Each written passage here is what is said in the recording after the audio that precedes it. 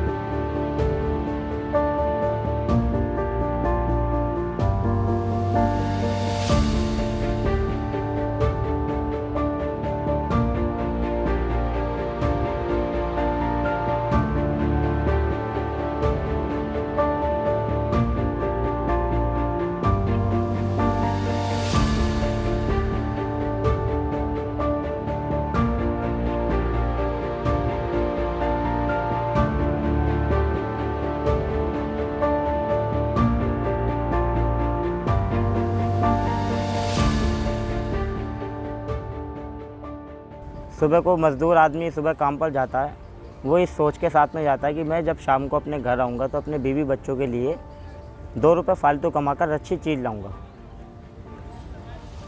अच्छी बात है, हम 2 रुपये फालतू कमा रहे हैं, मेहनत करने के बाद सबको मिलता है, ऐसी बात नहीं है। मगर पैसे कमाने के साथ साथ उन पैसों को बचाया नहीं जा रहा है। पहले 10 रुपये कमा रहे थे, 8 रुपये खर्च हो रहे थे, 2 रुपये बच रहे थे, महीने के 60 रुपये बच रहे थे। एक तरीके से देखा जाए तो आज 60 रुपये फालतू खर्च हो रहे हैं, सिर्फ महंगाई को लेकर। आटे के रूप में आटा आता पिसा हुआ चक्के से मिलता 28 रुपये किलो था, आज 32 रुपये किलो है। सरसों के तेल की शीशी 95 रुपये की आती थी, आज 110 रुपये की है। कल मेरी वाइफ कह रही थी मुझसे कि नींबू बहुत महंगे हो रहे हैं। मैंने कि 250 रुपये हो रहे हैं नींबू। तो नींबू को लेकर हम डिस्कस करने लगे आपस में कि इतना महंगाई क्यों हो रहा है। चीज़ तो आज पहले भी आ रही थी और आज भी आ रही है। 70-75 रुपये लीटर था पेट्रोल, आज 100, 105, 110। अलग प्रदेश में जाओगे अलग रेट मिलेंगे। गाड़ी चलाने के लिए सुबह को 2 बार सोचना पड़ता है कि हाँ वहाँ तक जाके कोई काम करें या नहीं, क्योंकि 10-10, 20-20 रुपये बचाने के लिए बहुत आगे तक की सोचनी पड़ती है। बड़ी प्लेट में सारी कटोरी खाली हैं, सबका एक जैसा हाल है, किसी के पास कुछ नहीं है, सब परेशान हैं। तेल लो, आटा लो, दाल लो, सारी चीजों पे महंगाई। हम लोगों को तो गरीब आदमी को कोई ठिकाना ही नहीं है। हम क्या खाएं, क्या कमाएं, क्या बच्चों के लिए दें और क्या जोड़े हम लोग, ये बताओ। हमारे तो जो कमाते वो रोज कमाना रोज खाना, यही है हमारा। तो कुछ बचा भी नहीं पाते, क्या करें, हम तो झोपड़ी में रह रहे।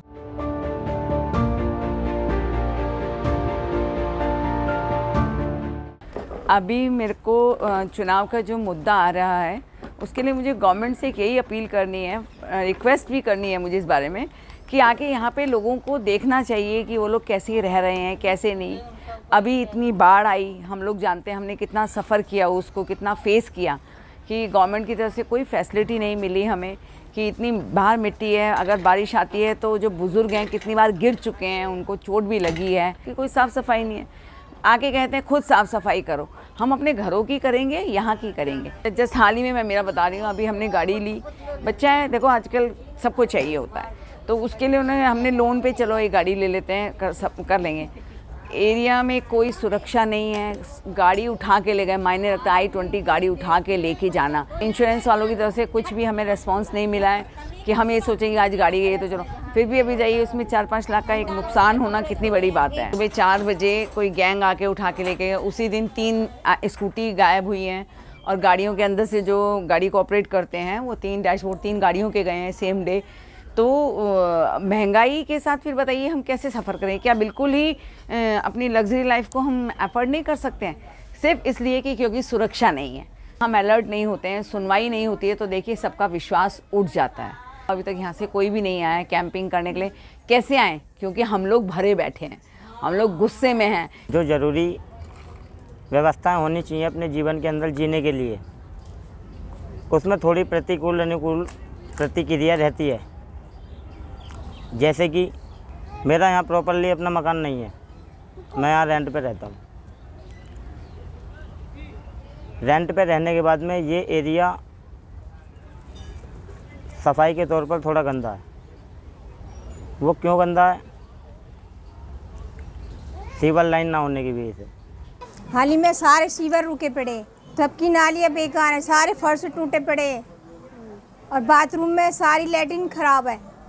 किसी दिन झाड़ू लगती है, कभी लगती नहीं है। सारा ऊपर से सारी छत टूटी पड़ी है लैट्रिन की भी, वो पानी आता ऊपर से। If my daughter or other family members, if they come late, I'm definitely worried. So because the thing is, street light problem is there. There are not sufficient street lights, and there are a lot of dark areas also where police patrolling is much less.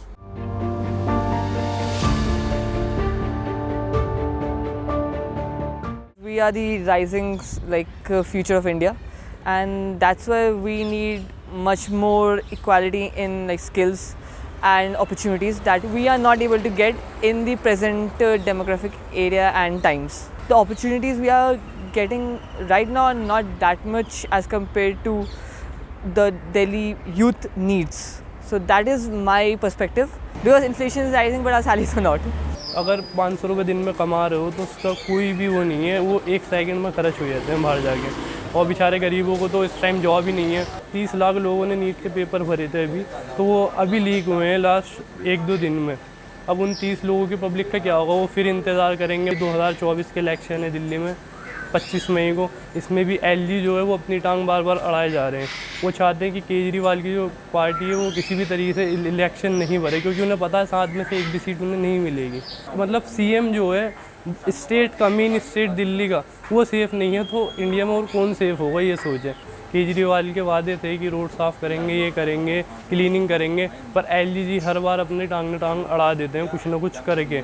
LG का काम ही यही है बस दिल्ली में कि दिल्ली का काम नहीं होने देना। गवर्नमेंट की जितनी भी LIC, एयर इंडिया, ये सब गवर्नमेंट बेचती जा रही है। हिंदुस्तान में हो सकता है अगर इस बार मोदी की सरकार आई तो 5 साल बाद हिंदुस्तान में आपके पास खाने को कुछ ना बचे।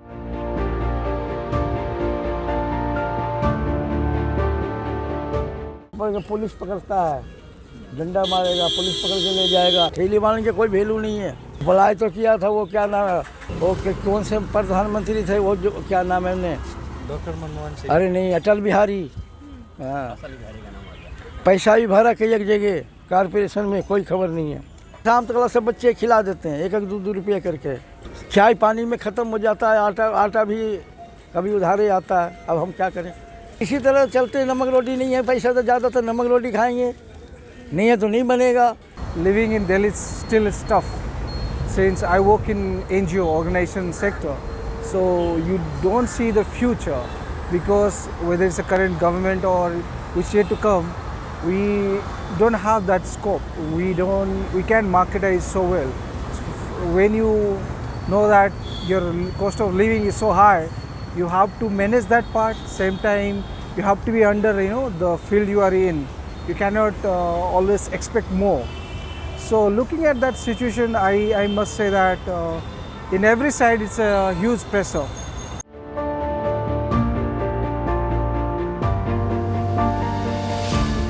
लोन लिया है घर का, अभी तो 20 साल है लोन चुकाने में, बहुत ज़्यादा EMI जा रही है, पैसे जा रहे हैं। उसमें भी मैं और मेरे हस्बैंड हम दोनों काम करते हैं, उसमें ही फिर इतना लोन भी चुकाना है, महंगाई भी इतना बढ़ रही है, बच्चों का स्कूल का भी, मेट्रो का किराया इतना बढ़ गया है। ये सब देख के बहुत परेशानी होती है, दिक्कत होती है, महंगाई की वजह से कुछ ज़्यादा ही प्रॉब्लम होती है। हमारे एक रिलेटिव हैं, उन बेचारों ने उन्हें अपनी एक बेटी की शादी करनी थी। पहले सोने पे इतना, मतलब सोने के इतना हाई टैक्स और इतनी हाई वैल्यू हो चुकी है कि किसी को, उन्हें बेचारों को सोने लेने के लिए अपने घर तक गिरवी रखना पड़ रहा है आज के टाइम में।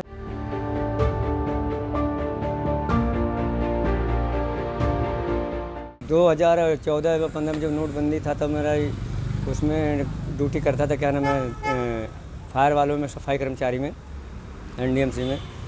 तब से हमारी सेक्शन ही नहीं आई। सरकार कोई भी आए, हम लोग को रोज़गार दे बस। समस्या यही है कि बच्चे जो हमारे हैं वो भी बेरोजगारी लोग घूम रहे हैं, कहीं मिल जाती है इधर उधर दिहाड़ी तो चले जाते हैं। देखो, कोई किसी को नहीं देता है, सब अपनी मेहनत से मिलता है, ऐसी बात नहीं है। मगर मैं आने वाली टाइम में सरकार से ये चाहूँगा कि जैसे मैं आज खाली बैठा हूँ, कल को खाली ना बैठूँ।